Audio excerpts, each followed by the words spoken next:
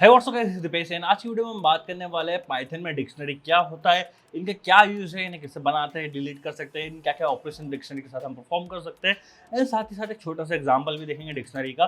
तो वीडियो पूरा आखिर तक देखना क्योंकि सारी टॉपिक सारे बेसिक्स काफी इंपॉर्टेंट होते हैं।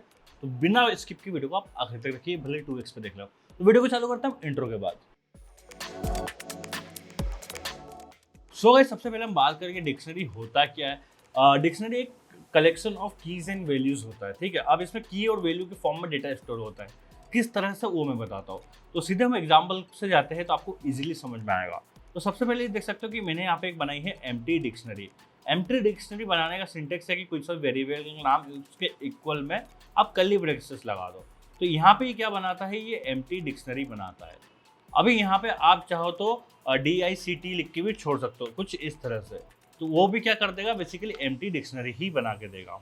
तो यहाँ पे हम देख सकते हैं डिक्शनरी में अगर हमको कुछ कीज के साथ डेटा बनाना हो वो कैसे बना सकते हैं। डिक्शनरी बनाते टाइम में हमें कुछ डेटा डालना है तो कैसे बना सकते हैं। तो ये जो एग्जाम्पल है इसमें मैंने जो कीज है वो सारी इंटीजर की। तो 1 मेरा एज अ की एक्ट करेगा और मेरा वैल्यू 1 की वैल्यू होगी एप्पल।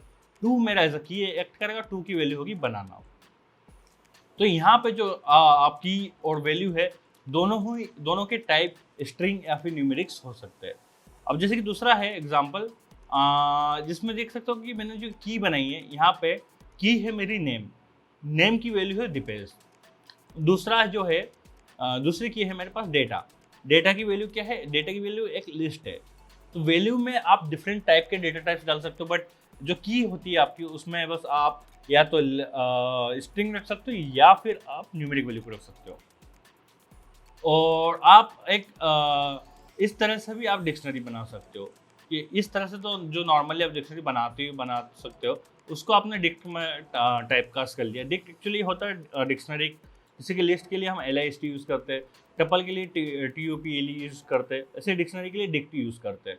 तो ये अगर किसी भी डेटा टाइप को डिक्शनरी में टाइप कास्ट भी करना तो आप with the help of dict keywords से कर सकते हो। अब यहाँ पे दूसरा एग्जांपल जैसे देख सकते हो कि मैंने एक सीक्वेंस बनाया। सीक्वेंस में क्या है, एक लिस्ट है पहले तो, और लिस्ट के अंदर क्या है, टपल्स है, पेयर्स ऑफ टपल्स है। तो ये भी क्या एक एग्जांपल हुआ डिक्शनरी बनाने का। जब इसको पूरे को टाइपकास्ट करोगे आप डिक्शनरी पे तो ये भी एक डिक्शनरी बन के निकलेगा। 1 की वैल्यू एप्पल हो जाएगी, 2 की वैल्यू बॉल हो जाएगी यहाँ पे। सो गाइस, ये है डिक्शनरी आप कैसे क्रिएट कर सकते हो। डिक्शनरी को एक्सेस कैसे कर सकते हो उसे मैं बताता हूँ। उसके लिए मैं यहाँ पे ये तथा कोड में अपने क्लिपबोर्ड में कॉपी कर लेता हूँ। पाइथन में चलते हैं हम और सीधे देखते हैं इसका कोडिंग एग्जाम्पल। तो यहाँ पे आप देख सकते हो मैंने यहाँ पे एक डिक्शनरी बनाई है, name equal to Jack, age जिसकी 26 है। और यहाँ पे मैं अगर माई डिक्ट ऑफ इसको देखना मैं इसे प्रोनाउंस कैसे कर रहा हूँ, इसमें बोलने की टर्मिनोलॉजीज को समझना। माई डिक्ट ऑफ नेम को मैं एक्सेस करना चाहूँगा तो उसकी वैल्यू मुझे मिलेगी जैक। माई डिक्ट डॉट गेट से भी मैं डेटा को एक्सेस कर सकता हूँ। माई डिक्ट डॉट गेट मैं यहाँ पे एच की वैल्यू को एक्सेस करना चाहूँगा तो मेरे को मिलेगा 26। पहले इन दोनों को समझते हैं फिर मैं आगे का आपको कंसेप्ट बताऊँगा। तो मैं इसे चलाता हूँ। तो ये जो ऊपर के दो आउटपुट है ये दो लाइन के हैं। बाकी क्या आ रहा है उसको भी इग्नोर करो, मैं उसे समझाऊंगा आपको। तो ये देखो जो पहला वाला है इसमें मेरे को क्या मिला, जैक मिला, नेम मुझे जैक मिला। जो दूसरा वाला जब मैंने गेट किया एज को तो एज मुझे यहाँ पे 26 मिली। ठीक है, यहाँ तक सब सही चल रहा था। अभी आप यहाँ पे देखो कि नया कंसेप्ट यहाँ पे इंट्रोड्यूस होता है। ये दोनों एक दूसरे के इक्विवेलेंट है। अगर आप चाहो तो ब्रैकेट से भी एक्सेस कर सकते हो या फिर डॉट गेट फंक्शन का यूज कर सकते हो। बट अगर आप गेट फंक्शन को यूज करते हो तो वहाँ पे एक बेनिफिट आपको देखने को मिलता है। जैसे कि मैं यहाँ पे एड्रेस को एक्सेस करना चाह रहा हूँ, इस डिक्शनरी में से मैं एड्रेस को एक्सेस करना चाह रहा हूँ, बट यहाँ पे एड्रेस नाम की है ही नहीं। और कई अगर वो की है नहीं तो मेरे को यहाँ पे क्या आ जाएगा, सीधे नन प्रिंट हो जाएगा कि एड्रेस को जिसको मैं एक्सेस करना चाह रहा हूँ वो नन है, वो चीज़ एग्जिस्ट ही नहीं करती, तो उसकी वैल्यू मुझे नन मिल जाएगी। ये डिक्शनरी का बाय डिफॉल्ट बिहेवियर है, गेट फंक्शन का बिहेवियर है।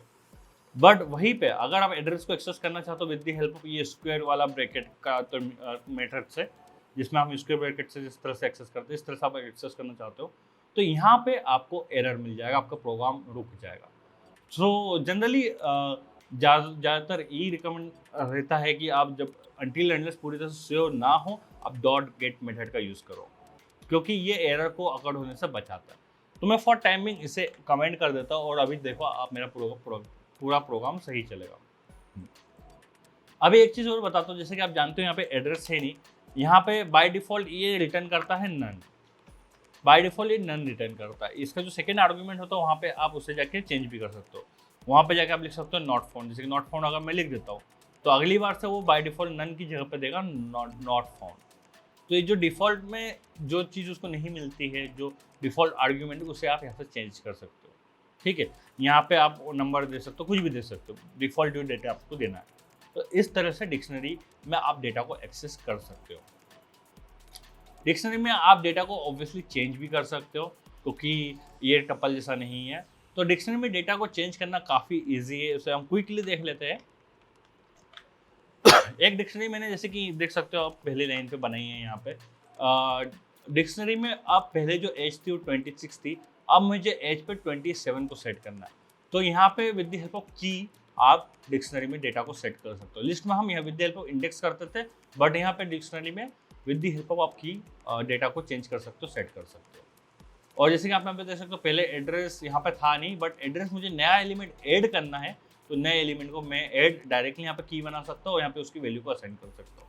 और दोनों ही कंडीशन के बाद हम डिक्शनरी को प्रिंट करके देख लेते हैं। जैसे कि आप पहले देख सकते हो मेरा डेटा यहाँ पे एज में चेंज होकर 27 हो चुका है, और अगेन मैंने जब उसमें नया की ऐड किया एड्रेस, तो नया की भी ऐड हो चुका है, जबकि ओरिजिनल मेरा डिक्शनरी ये था। तो इस तरह से डिक्शनरी में आप नया डेटा ऐड कर सकते हो या फिर एग्जिस्टिंग डेटा को मॉडिफाई भी कर सकते हो। अब हम देख लेते हैं कि डेटा को आपको रिमूव करना है, डिक्शनरी में से रिमूव वगैरह कैसे क्या कर सकते हैं। तो इसका भी क्विकली हम एग्जांपल देख लेते हैं। जैसे कि देख सकते हो ये एक डिक्शनरी है। With the help of pop function आप डिक्शनरी को एक किसी पर्टिकुलर आइटम को रिमूव कर सकते हो, पर्टिकुलर आइटम को रिमूव कर सकते हो। फॉर एग्जाम्पल यहाँ पे मुझे की को रिमूव करना, विद द हेल्प ऑफ की। बेसिकली यहाँ पे की हेल्प से हम रिमूव करते हैं। तो सॉरी मैं गलत वाले को हाईलाइट कर रहा था। तो यहाँ पे मैंने पॉप किया, मैंने 4 को, 4 जो भी की है उसका की वैल्यू पेयर डिलीट हो जाएगा, रिमूव हो जाएगा, ठीक है। तो उस पॉप को रिमूव किया, ये स्क्वायर डॉट पॉप ये। तो पहला वाला प्रिंट स्टेटमेंट हम देखते हैं। तो पहले वाले प्रिंट स्टेटमेंट का आंसर मुझे क्या मिला 16। क्यों? क्योंकि ये जो इसको पॉप भी किया और यहाँ से मेरा बचा क्या 16। ओके, एक काम करते हैं, मैं इस ओके यहाँ पे स्क्वायर्स ऑलरेडी प्रिंटेड है। तो यहाँ पे आप देख सकते हो कि जो मेरा जो 4 नंबर पे एलिमेंट था 4 इक्वल टू 16, वो मेरा यहाँ से रिमूव हो चुका है। यहाँ पे 4 इक्वल टू 16 नहीं है, सीधे 5 है और उसके पहले 3 है। तो इस तरह से आप पॉप करके आप डिक्शनरी में से एलिमेंट रिमूव कर सकते हो। पॉप आइटम की हेल्प से भी आप डिक्शनरी में से एलिमेंट रिमूव कर सकते हो। जब आप पॉप आइटम चलाओगे तो बाय डिफॉल्ट ये जो लास्ट है, जो लास्ट डेटा है उसको पॉप करेगा। तो आप जैसे देख सकते हो मैं पॉप जो भी मैं कर रहा हूँ उसको मैंने साथ साथ प्रिंट भी कर दिया। तो 5,25 ये 5,25 या फिर 5:25 ये इसे पॉप करने वाला, तो इसने इसको पॉप कर दिया। उसके बाद जो रिमेनिंग डिक्शनरी वो बची। With the help of clear function आप सभी आइटम को क्लियर कर सकते हो। सभी आइटम को क्लियर करने के बाद ये एम्प्टी डिक्शनरी बची। With the help of delete function आप एंटायर डिक्शनरी को डिलीट कर सकते हो और उसके बाद एक्सेस करोगे तो इस तरह का आपको एरर देखने को मिलेगा। अब इसके अलावा कुछ मेथड्स और है डिक्शनरी में जिन्हें मैं रिकमेंड करता हूँ कि आप इन्हें जाके एक करके यूज़ करके देखो।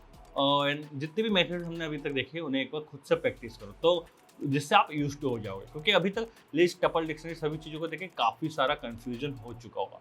सो गाइस इस वीडियो के लिए बस इतना ही था। आई होप आपको वीडियो पसंद आई। वीडियो पसंद है तो चैनल को सब्सक्राइब करो। मैं मिलता हूँ आपसे अपने अगले वीडियो में, तब तक के लिए बाय बाय।